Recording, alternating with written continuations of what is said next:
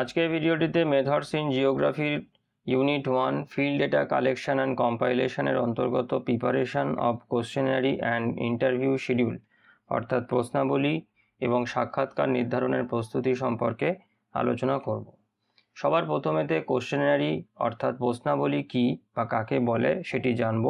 তো এটি একটি সরঞ্জাম বা টুলস যা নির্দিষ্ট তথ্য সংগ্রহের জন্য প্রশ্নের একটি তালিকা নিয়ে গঠিত হয়। অর্থাৎ একটি গবেষণা কাজেতে যে প্রশ্নাবলীর যে তালিকাটি প্রস্তুত করা হয়, মানে যে প্রাথমিক সার্ভেটি করা হয় তার জন্যে, তো সেই প্রশ্নাবলীর তালিকাটিকেই কিন্তু কোশ্চেনারি বলা হয়ে থাকে।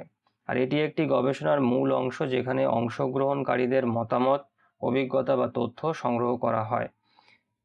এরপরেতে আমরা জানবো যে প্রশ্নাবলীর ধরন বা কত রকমের কোশ্চেনারি টাইপ হয়ে থাকে সেটি। তো দু রকমের টাইপ হয়, বদ্ধ প্রকার প্রশ্নাবলী বা ক্লোজ এন্ডেড কোশ্চেন্স, আর একটি হচ্ছে উন্মুক্ত প্রকার প্রশ্নাবলী বা ওপেন এন্ডেড কোশ্চেন্স।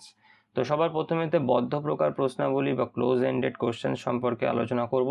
তো দেখো, এখানেতে বলা হচ্ছে যে নির্দিষ্ট বিকল্প বা উত্তরের মধ্যে সীমাবদ্ধ, অর্থাৎ এই ধরনের যে কোশ্চেনগুলো হয় সেগুলোর যে উত্তর হয় সেগুলো হচ্ছে আগে থাকতেই ঠিক করে দেওয়া থাকে, অর্থাৎ একটা নির্দিষ্ট উত্তরের মধ্যে বা বিকল্পের মধ্যে কিন্তু সেগুলো সীমাবদ্ধ থাকে, তার বাইরে কিন্তু হয় না। অর্থাৎ এর উদাহরণ হচ্ছে হ্যাঁ বা না তে যে সমস্ত উত্তরগুলো হয়ে থাকে সেই ধরনের প্রশ্ন, বা যে এমসিকিউ ধরনের যে কোশ্চেনগুলো হয়ে থাকে, যে একাধিক বিকল্প থাকে তার মধ্যে থেকে যে কোনো একটি উত্তরকে বা বিকল্পকে বেছে নিতে হয়। তো এই ধরনের যে কোশ্চেনগুলো থাকে সেই কোশ্চেনগুলোকে কিন্তু বদ্ধ প্রকার প্রশ্নাবলী বা ক্লোজ এন্ডেড কোশ্চেন্সের মধ্যে ফেলা হয়ে থাকে। আরেকটি হয় হচ্ছে উন্মুক্ত প্রকার প্রশ্নাবলী বা ওপেন এন্ডেড কোশ্চেন্স, যেখানেতে উত্তরদাতারা তাদের নিজস্ব উত্তর দিতে পারেন।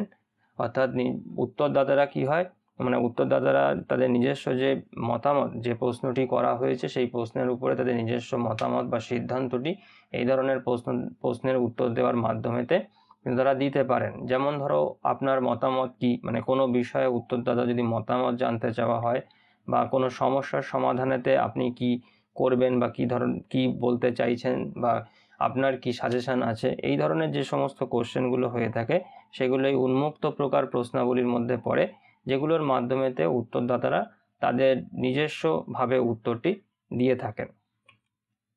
এরপরে দেখো যে প্রশ্নাবলী প্রস্তুতির যে ধাপ, সেই ধাপগুলি কি কি আছে। তো দেখো, এখানেতে প্রথম যে ধাপটি বলা হচ্ছে যে গবেষণার উদ্দেশ্য নির্ধারণ। এখানে বলা হচ্ছে যে প্রশ্নাবলী তৈরির আগে গবেষণার উদ্দেশ্য বা লক্ষ্যগুলো নির্ধারণ করা। অর্থাৎ প্রশ্নাবলীগুলোকে যখন আমরা তৈরি করব তখন যে বিষয়ের উপরে আমরা গবেষণা করতে চাইছি সেই গবেষণার যে উদ্দেশ্য ও লক্ষ্যগুলো হয় সেইটা কিন্তু আগে ঠিক করতে হবে এবং সেই অনুযায়ী কিন্তু প্রশ্নাবলীকে তৈরি করতে হবে। তারপরে প্রশ্নের প্রকারভেদ বাছাই, অর্থাৎ উন্মুক্ত ও বদ্ধ প্রশ্নের মধ্যে ব্যালেন্স রাখা। উন্মুক্ত প্রশ্ন গবেষণার গভীরতা বাড়ায় আর বদ্ধ প্রশ্ন সরাসরি ফলাফল দেয়। অর্থাৎ যখন আমরা প্রশ্নাবলী তৈরি যখন করব তখন কিন্তু এই উন্মুক্ত এবং বদ্ধ দু রকমের কোশ্চেন কিন্তু আমাকে সেখানে রাখতে হবে, যাতে একটি ব্যালেন্সড ফলাফল পাওয়া যায়। অর্থাৎ এমন না হয় যে বেশিরভাগ কোশ্চেনই আমি উন্মুক্ত রাখলাম কিংবা বেশিরভাগ কোশ্চেনই আমি বদ্ধ রাখলাম, তেমন যেন না হয়। দুটোর মধ্যে, দু প্রকার কোশ্চেনের মধ্যেই কিন্তু একটা ব্যালেন্স যেন থাকে এবং যার ফলেতে কিন্তু একটা আশানুরূপ ফল যাতে পাওয়া যায়। তারপর প্রশ্নের ভাষা, অর্থাৎ প্রশ্নের ভাষা কিন্তু সহজ এবং বোধগম্য ভাষায় প্রশ্ন তৈরি করা উচিত, যাতে উত্তরদাতারা তা সহজে বুঝতে পারেন। অর্থাৎ সহজ সরল ভাষা কিন্তু হতে হবে, যাতে প্রশ্ন করার সময় যিনি প্রশ্ন করছেন এবং যিনি প্রশ্নটি শুনছেন, মানে শুনে উত্তরটি দিচ্ছেন, তার যেন বোধগম্য হয়। অর্থাৎ প্রশ্নের ভাষা কিন্তু সহজ সরল এবং বোধগম্য হতে হবে। তারপরে তো দেখো বলছে পাইলট টেস্টিং, যে প্রশ্নাবলীর কার্যকারিতা যাচাই করতে ছোট আকারের পাইলট টেস্ট পরিচালনা করা। অর্থাৎ যখন প্রশ্নাবলী সম্পূর্ণ রেডি হয়ে যায়, মানে কোশ্চেনারিটা যখন সম্পূর্ণ রেডি হয়ে যায়, তখন তাকে টেস্ট করার জন্য একটি পাইলট সার্ভে বা পাইলট টেস্টিং করা যেতেই পারে। তাহলে কি হবে, যে ভুল ত্রুটি যদি কিছু থাকে তাহলে সেগুলোকে কিন্তু রেকটিফাই করে নেওয়ার একটা সুযোগ থাকবে। এরপরে দেখো প্রশ্নাবলী তৈরির সময় বিবেচ্য বিষয়, কি কি বিবেচ্য বিষয় আমাদেরকে মনে রাখতে হবে, সেটা হচ্ছে স্পষ্টতা, অর্থাৎ প্রশ্নগুলো সুনির্দিষ্ট এবং সহজভাবে উপস্থাপিত হওয়া উচিত। তারপরে প্রাসঙ্গিকতা, অর্থাৎ প্রশ্নগুলো গবেষণার সাথে সম্পর্কিত এবং প্রাসঙ্গিক তথ্য বের করতে সহায়ক হওয়া উচিত। অর্থাৎ এমন না হয় যে অপ্রাসঙ্গিক প্রশ্নের সংখ্যা বেশি থাকে, বা যে কোশ্চেনারি আমি তৈরি করেছি তার মধ্যে অপ্রাসঙ্গিক প্রশ্ন রয়েছে যেটি আমার যে গবেষণার যে উদ্দেশ্য সেই উদ্দেশ্যের সঙ্গে মানানসই নয়, তো সেই ধরনের কোশ্চেন কিন্তু বর্জনীয়, একদম প্রাসঙ্গিক, গবেষণার সঙ্গে প্রাসঙ্গিক প্রশ্নই কিন্তু রাখতে হবে, যাতে সেই প্রশ্নগুলির যে উত্তর সেই উত্তরগুলোর থেকে যাতে আমি আমার গবেষণা সম্পর্কিত যে তথ্য যেটি আমি চাইছি সেটি যেন পাই। তো সেটা কিন্তু মাথায় রাখতে হবে যে প্রাসঙ্গিক প্রশ্ন কিন্তু থাকতে হবে। যে কোনো বিষয়ে যখন আমরা গবেষণা করি বা সার্ভে করি, তার জন্য যে কোশ্চেনারি আমরা তৈরি করি তার কিন্তু প্রাসঙ্গিক প্রশ্ন কিন্তু থাকতে হবে সেই সংক্রান্ত।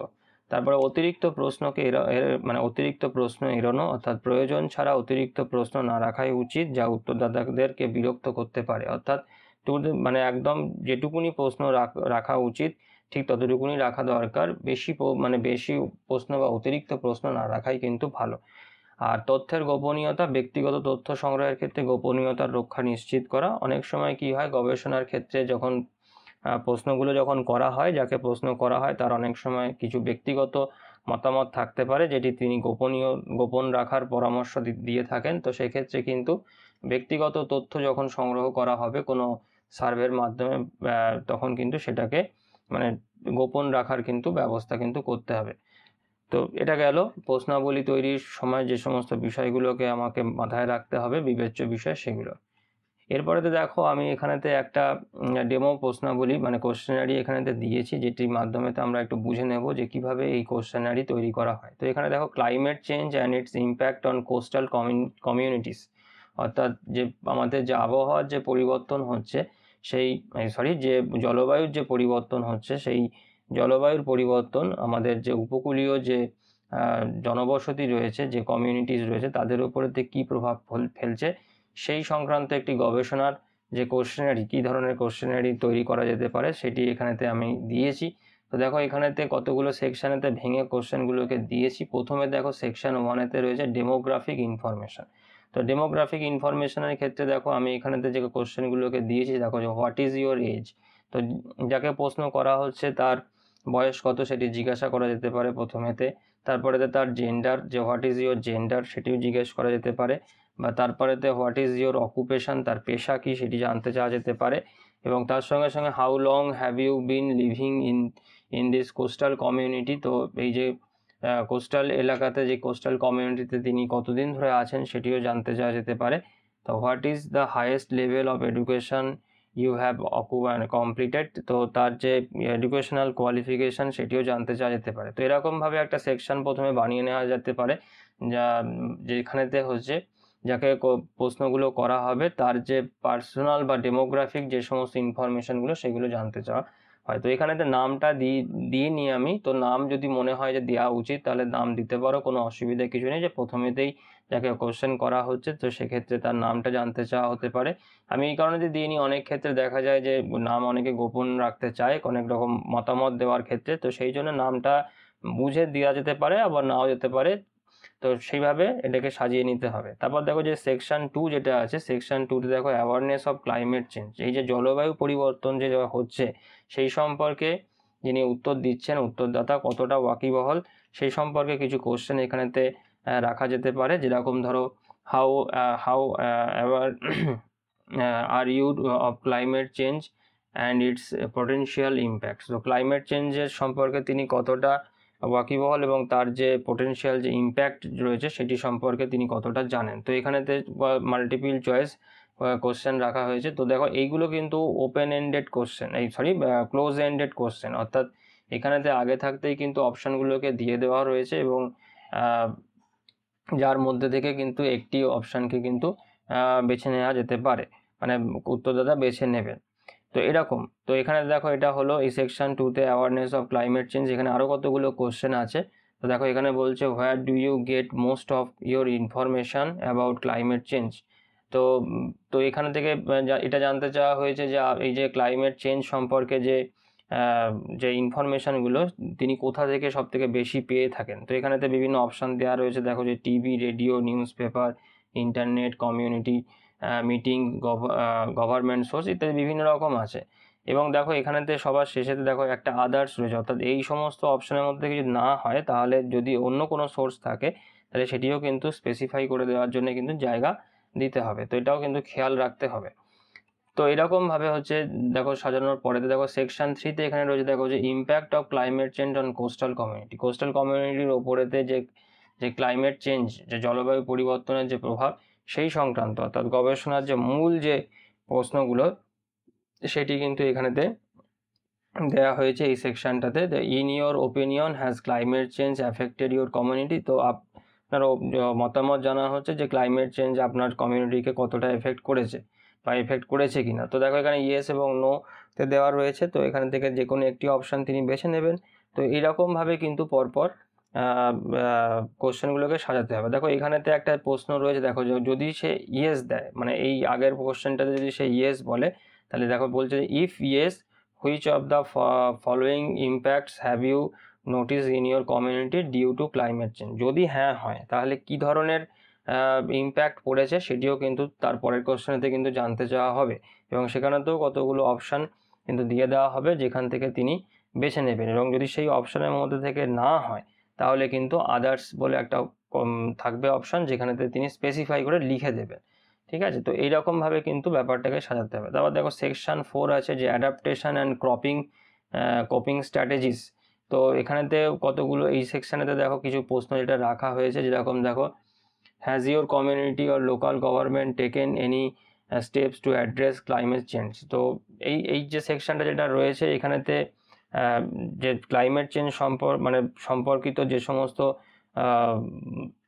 মানে একে আটকানোর জন্য যে সমস্ত পন্থাগুলো বা পদ্ধতি বা যে সমস্ত নিয়ম নীতিগুলোকে নেওয়া হয়েছে বা ঠিক করা হয়েছে সেই সংক্রান্ত কিছু কোশ্চেন এখানতে রাখা হয়েছে। তো এই প্রথম কোশ্চেনটা যেটা বললাম যে has your community or local government taken any step to address climate change. তো ক্লাইমেট চেঞ্জ সম্পর্কে সেখানকার যে লোকাল কমিউনিটি রয়েছে, মানে গভর্নমেন্ট রয়েছে, তারা কোনো রকম কোনো স্টেপ নিয়েছে কিনা। যদি হ্যাঁ হয় বা নো হয়, যেটা হবে সেটা দেবে। যদি হ্যাঁ হয় তাহলে যদি ইফ ইয়েস, দেখো what strategies have been implement to adapt two or mitigate climate change impact. তো যদি হ্যাঁ হয়, যদি গভর্নমেন্ট কোনো স্টেপ নিয়ে থাকে তাহলে সেটা কি স্টেপ নিয়েছে সেটাও কিন্তু জানতে চাওয়া হবে তার কাছে। এবং দেখো এখানে তো কতগুলো অপশান দিয়ে দেওয়া হয়েছে, যদি এটার মধ্যে থেকে যে কোনো একটা হয় তো সেটা দেবে, বা দুটো হলেও সেটা দিতে পারে। কিন্তু যদি এর মধ্যে থেকে কোনোটাই না হয় তাহলে স্পেসিফাই করে আদার্সের একটা অপশান এখানেতে দিয়ে দেওয়া হয়েছে। তো এরকমভাবে এই সেকশানেতে এইরকম সংক্রান্ত কতগুলো কোশ্চেন এখানেতে সাজিয়ে নিতে হবে। এবং দেখো তারপরে রয়েছে দেখো পার্সোনাল অ্যাকশন অ্যান্ড পারসেপশনস, অর্থাৎ যিনি উত্তর দিচ্ছেন তার নিজস্ব কি ভূমিকা রয়েছে এই জলবায়ু পরিবর্তন আটকানোর ক্ষেত্রে, তিনি পার্সোনালি কোনো স্টেপস নিয়েছেন কিনা সেই সংক্রান্ত কিছু কোশ্চেন এখানে থাকবে। যেমন দেখো যে have you made any personal changes or taken action to adapt to climate change. তো এখানেতে এই ধরনের কোশ্চেন যদি হ্যাঁ হয় তাহলে হ্যাঁতে দেবে, আর যদি হ্যাঁ হয় তাহলে তারপরের কোশ্চেনটা যে what changes have you made. তো আপনি কোনো পরিবর্তন করেছেন কিনা বা কোনো স্টেপ নিয়েছেন কিনা। তো দেখো এখানেতে কতগুলো অপশান রয়েছে যে relocated to a safer area, change farming or fishing practice, তো ইত্যাদি এই ধরনের। তো এরকমভাবে কোশ্চেনগুলোকে কিন্তু পরপর সাজাতে হবে। এবং সবার শেষে দেখো এখানেতে শেষ বলবো না, তার আগে একটা স্টেপ রয়েছে, যেমন দেখো গভর্নমেন্ট অ্যান্ড পলিসি রেসপন্সেস। তো গভর্নমেন্ট কি অ্যাকশনস বা স্টেপস নিয়েছে, দেখো যে how satisfied are you with the government response to climate change in your area. তো গভর্নমেন্ট যে স্টেপগুলো নিয়েছে, যদি গভর্নমেন্ট কোনো স্টেপ নিয়ে থাকে তাহলে যে স্টেপগুলো নিয়েছে তাতে তিনি খুশি কিনা। যদি হয় তাহলে কিভাবে, কতটা খুশি, যে দেখো ভেরি স্যাটিসফাইড, হ্যাঁ, somewhat satisfied, not satisfied, not sure, এই ধরনের যে যেগুলো হয় তো এরকমভাবে সাজাতে হবে কোশ্চেনগুলোকে। এবং সবশেষে দেখো ফাইনাল থটস, এখানে একটা কিন্তু তোমাকে ওপেন এন্ডেড কোশ্চেন্স কিন্তু রাখতে হবে। দেখো এখানে একটাও রাখতে পারো বা অন্যান্য আরও অনেক 2-4টেও রাখতে যেতে পারে, যে do you have any additional comments or suggestion regarding climate change and its impact on coastal communities। তো এখানেতে তার কি সাজেশন রয়েছে বা তিনি কিছু বলতে চান কিনা আলাদা করে, তো সেই ধরনের কোশ্চেন। কারণ আমরা একটু আগে যেটা দেখে আসলাম যে বোথ টাইপস অফ কোশ্চেন কিন্তু রাখতে হবে, open end and close end. তো ক্লোজ এন্ডগুলো যেটা এতক্ষণ আলোচনা করলাম, যে ক্লোজ এন্ডে কিন্তু অ্যান্সারগুলো আগে থাকতেই ঠিক করে দেওয়া হয়, কিন্তু ওপেন এন্ড যে সমস্ত কোশ্চেনগুলো থাকে সেখানেতে কিন্তু যিনি উত্তরদাতা তিনি তার নিজস্ব ব্যক্তিগত মতামত বা সিদ্ধান্ত কিন্তু প্রকাশ করার জায়গা কিন্তু পান। তো সেই ধরনের কোশ্চেন কিন্তু রাখতে কিন্তু হবে, দুটোর মধ্যে ব্যালেন্স করে কিন্তু রাখতে হবে। তো এইরকমভাবে একটা কোশ্চেনারি কিন্তু তৈরি করা হয়ে থাকে, এবং কোশ্চেনারি তৈরি করার ক্ষেত্রে কিন্তু এটা অবশ্যই মাথায় রাখতে হয় যে যে সংক্রান্ত আমি গবেষণা করছি সেই গবেষণা সংক্রান্ত তথ্যগুলো যেন এই কোশ্চেনারির মধ্যে থেকে বা যে প্রশ্নগুলোকে রাখা হয়েছে সেই প্রশ্নের মধ্যে থেকে যেন আমি মানে সেই প্রশ্নের মধ্যে থেকে যেন উঠে আসে, সেই তথ্যগুলো যেন আমি পাই। সেরকমভাবেই কিন্তু বিচার বিবেচনা করে কিন্তু প্রশ্নগুলোকে একের পর এক কিন্তু ঠিক করতে হবে। তো এটা গেল কোশ্চেনারির পার্ট বা প্রশ্নাবলী। আরও একটি যেটি পার্ট রয়েছে সেটি হচ্ছে সাক্ষাৎকার নির্ধারণ বা ইন্টারভিউ শিডিউল। তো এটি সম্পর্কে এবার আমরা আলোচনা করব।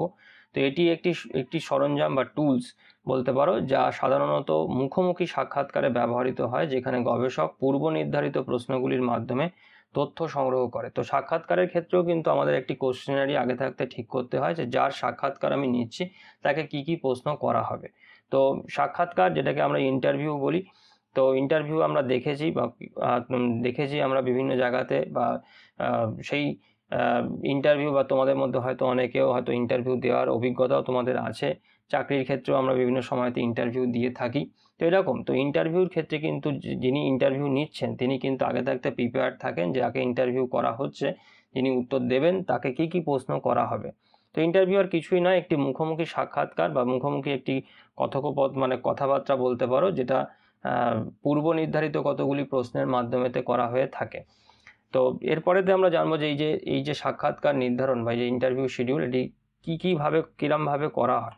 তো দেখো, সাক্ষাৎকার নির্ধারণের ধরন, তো এখানেতে সাক্ষাৎকার মূলত 3 রকমের হয়ে থাকে, মানে যে টাইপসটা: গঠনমূলক সাক্ষাৎকার, যেখানে প্রশ্নগুলি পূর্ব নির্ধারিত নির্দিষ্ট থাকে, অর্থাৎ গঠনমূলক বা স্ট্রাকচার্ড ইন্টারভিউ যেগুলো হয় সেখানেতে কিন্তু যে প্রশ্নগুলো করা হবে সেই প্রশ্নগুলো আগে থাকতে তৈরি করা থাকে লিস্ট আকারে, এবং সেগুলোই কিন্তু পরপর একের পর এক করা হয়ে থাকে। তারপরে দেখো বলছে আংশিক গঠনমূলক সাক্ষাৎকার বা সেমি স্ট্রাকচার ইন্টারভিউ, যেখানে কিছু প্রশ্ন নির্ধারিত এবং বাকি প্রশ্নগুলো সাক্ষাৎকার চলাকালীন অন দ্য স্পট করা হয়ে থাকে। আর একটা হচ্ছে অগঠিত সাক্ষাৎকার, যেটা হচ্ছে তোমার আনস্ট্রাকচার্ড ইন্টারভিউ, যেখানে কোনো নির্দিষ্ট প্রশ্ন নেই, গবেষক সাধারণত বিষয় নিয়ে আলোচনা করেন, অর্থাৎ যিনি সাক্ষাৎকার নিচ্ছেন তিনি যে বিষয়ে সাক্ষাৎকার নিচ্ছেন সেই বিষয় সংক্রান্ত প্রশ্নগুলো করতে থাকে, এবং এক্ষেত্রে কিন্তু পূর্ব নির্ধারিত কোনো প্রশ্নের তালিকা কিন্তু তার কাছে থাকে না। এরপরে দেখো সাক্ষাৎকার নির্ধারণ প্রস্তুতির ধাপ, মানে যখন আমরা সাক্ষাৎকার একটি নির্ধারণ করব বা সাক্ষাৎকারের সময়সূচি যখন আমরা তৈরি করছি সেই সময় কি কি আমরা স্টেপস নিতে পারি। তো প্রথম হচ্ছে প্রশ্ন তৈরি, গঠনমূলক এবং প্রাসঙ্গিক প্রশ্ন তৈরি করা যাতে তথ্য সংগ্রহ করা সহজ হয়। তারপরে সাক্ষাৎকারের সময়সূচি ঠিক করা, সঠিক সময় এবং স্থান নির্ধারণ করা যাতে অংশগ্রহণকারীরা স্বাচ্ছন্দ্যে অংশগ্রহণ করতে পারে। প্রশ্নের ক্রম ঠিক করা, যে সহজ থেকে জটিল প্রশ্নের দিকে এগোনো উচিত যাতে অংশগ্রহণকারীরা স্বাচ্ছন্দ্যে উত্তর দিতে পারেন। এটি একটি খুব গুরুত্বপূর্ণ দিক, কারণ প্রথমেই যদি তুমি 2-4টে জটিল প্রশ্ন করে দাও তাহলে কিন্তু যিনি উত্তর দিচ্ছেন তিনি কিন্তু একটি মানে অপ্রস্তুত বা মানে একটি হেজিটেশন ফিল করবে, যেটার কারণে কিন্তু তোমার সাক্ষাৎকারটি ভালোভাবে কিন্তু কন্টিনিউ হবে না। তো সেই জন্য সবার প্রথমেতে হালকা প্রশ্ন করতে হয়, সহজ সরল প্রশ্ন করতে হয়, এবং আস্তে আস্তে জটিলতা বাড়াতে হয় প্রশ্নের। যে কোনো সাক্ষাৎকারের ক্ষেত্রে শেষের দিকে কিন্তু সাক্ষাৎকারের প্রশ্ন জটিল হয়ে থাকে। তো এটা আর পাইলট সাক্ষাৎকার নেওয়া যেতে পারে, যে সাক্ষাৎকারের কার্যক্রম সাফল্য নিশ্চিত করতে পাইলট সাক্ষাৎকার করা যেতে পারে, অর্থাৎ সমস্ত সাক্ষাৎকারের ক্রমটাকে বা নির্ধারণ করার পরেতে একটা টেস্ট হিসেবে পাইলট ইন্টারভিউ অ্যারেঞ্জ করা যেতেই পারে। এরপরে দেখো সাক্ষাৎকার নির্ধারণের সফলতার কৌশল। তো সাক্ষাৎকারের যে সফলতা, একটি ভালো সাক্ষাৎকার বা একটি সফল সাক্ষাৎকার কিভাবে আমরা নিতে পারি। তো সাক্ষাৎকারকারীর দক্ষতা, তো সাক্ষাৎকার গ্রহণকারীকে দক্ষ এবং আন্তরিক হতে হবে যাতে অংশগ্রহণকারীরা স্বচ্ছন্দে থাকেন, অর্থাৎ যিনি সাক্ষাৎকার নিচ্ছেন তাকে কিন্তু খুব আন্তরিকভাবে প্রশ্নগুলোকে করতে হবে যাতে যিনি সাক্ষাৎকার দিচ্ছেন তিনি যেন একটা মানে স্বচ্ছন্দ বোধ করে থাকেন। একটা হেজিটেশন যদি ফিল করতে থাকে তাহলে কিন্তু সাক্ষাৎকারটা ভালো কিন্তু হবে না।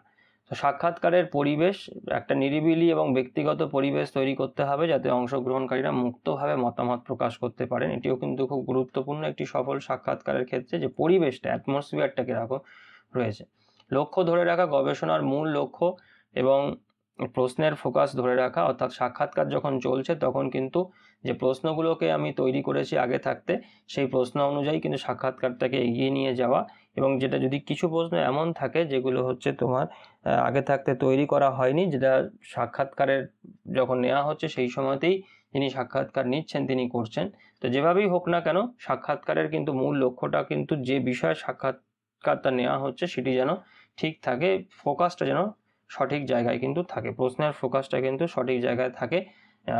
অপ্রাসঙ্গিক প্রশ্ন করে সময় নষ্ট বা অস্বস্তিকর পরিবেশ যেন না তৈরি হয়, মানে না তৈরি করা। এবং সব শেষেতে যেটা বলা যায় যে প্রশ্নাবলী এবং সাক্ষাৎকার নির্ধারণ যে কোনো গবেষণার কিন্তু একটি গুরুত্বপূর্ণ উপাদান, কারণ সঠিকভাবে প্রস্তুত করা প্রশ্নাবলী ও সাক্ষাৎকার নির্ধারণ গবেষণার সফলতা বাড়ায়। আর গঠনমূলক, স্পষ্ট এবং প্রাসঙ্গিক প্রশ্ন গবেষণার তথ্য সংগ্রহকে কার্যকর করে তোলে। যে কোনো গবেষণার ক্ষেত্রে কিন্তু একটি সঠিক প্রশ্নাবলী তৈরি করা এবং সেই প্রশ্নাবলীকে অনুসরণ করে একটি সাক্ষাৎকার নেওয়া বিভিন্ন ক্ষেত্রে, সেটা কিন্তু একটি গবেষণার কিন্তু সফলতার কিন্তু গুরুত্বপূর্ণ একটি চাবিকাঠি। তো সেটি কিন্তু আমাদের সবাইকে মনে রাখতে হবে। যারা যারা আগামী দিনে তোমরা গবেষণা বা রিসার্চ করতে চাও তাদের কিন্তু এই প্রাথমিক বিষয়টি কিন্তু মনে রাখতে হবে যে একটি সঠিক প্রশ্নাবলী তৈরি করা এবং সেই প্রশ্নাবলী অনুসরণ করে সাক্ষাৎকার নেওয়া। ঠিক আছে, তো আজকের ভিডিওটি আমি এখানেতেই শেষ করছি। সবাই ভালো থেকো। Thank you.